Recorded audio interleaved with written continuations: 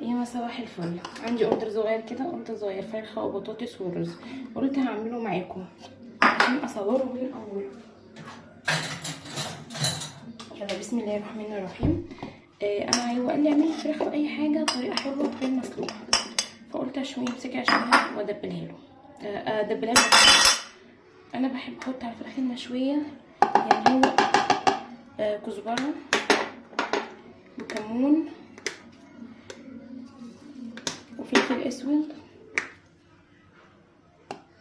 شوف فلفل اسود حبه كتار. ما بحبش احط بقى توابل تانية كتير عشان ما تحسش ان انت الحاجه طعمها متغير من كتر التوابل. سنه قرفه صغيره خالص، وطبعا ملح، لان انا بستعمل توابل كويسه فما بحبش اكتر منها خالص. معلقه زيت ومعلقه خل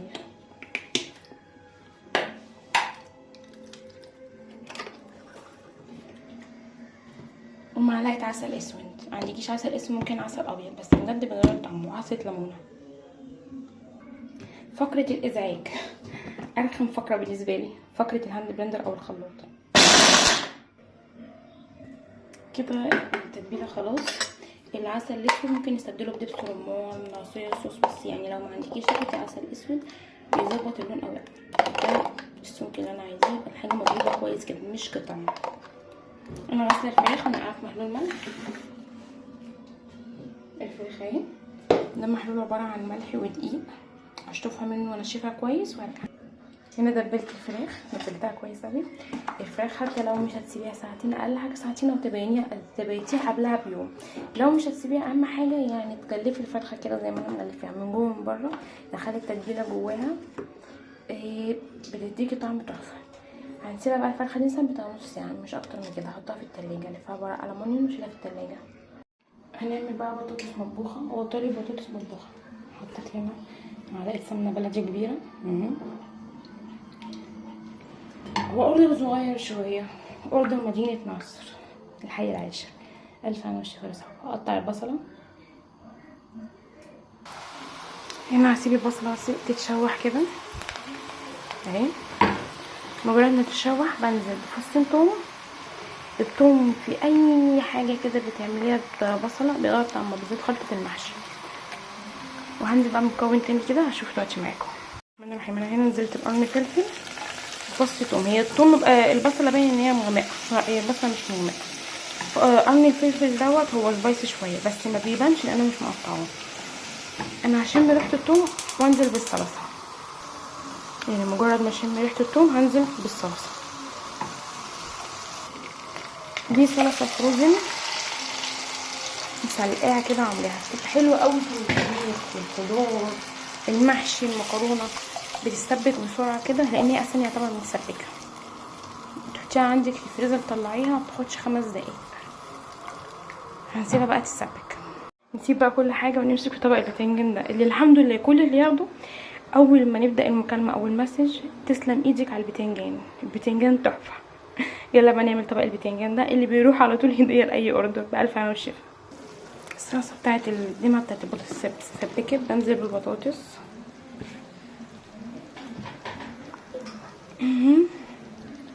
وبقلبها في قلبيها واسيبها بقى ايه لما تبقبق كده.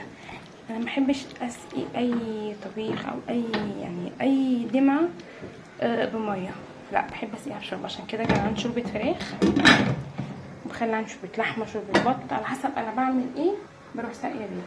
بعد ما الحاجه بتستوي واروح واخده بس كيس هسيبها بقى انا بتبل. هنا البطاطس بتغلي. طبعا زي ما قلت انا محبش اسقي حاجه بميه خالص، فهسقي البطاطس مش حبه شوربه، دي شوربه فراخ. هسيبها بقى تاخد 5 دقايق بالظبط. احط لها رشه كمون. انا بحب احط كمون على الخضار يعني على الطبيخ، بيدي طعم حلو قوي. ونسيبها بقى كده. هي البطاطس بالظبط هتاخد مثلا بتاع 10 دقايق، متاخدش سوا خالص. هنا بقى نعمل الرز بالشعريه. انا عن نفسي بحب الشعريه كتير في الرز، او الشعريه قد الرز. بس انا بقى الشعريه تتحمر بعد كده احط الرز. الشعريه بقت اللون الذهبي ده نزلت الرز. طبعا هنا الرز خلاص، يعني فضلت اقل اشوح الرز كده لما الرز اتغلب السمنه. هنزل بمعلقتين شوربه وادي ميه.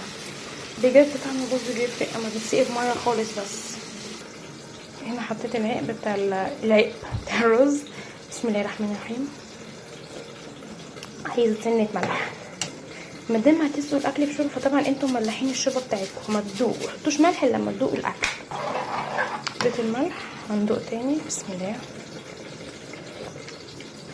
كده بقى مظبوط. هنسيبه لما يغلي وهو متعري كده. ده هنا البتنجان بالدقه. طبق البتنجان بتاعنا معلش بقى ضليت مني اهو.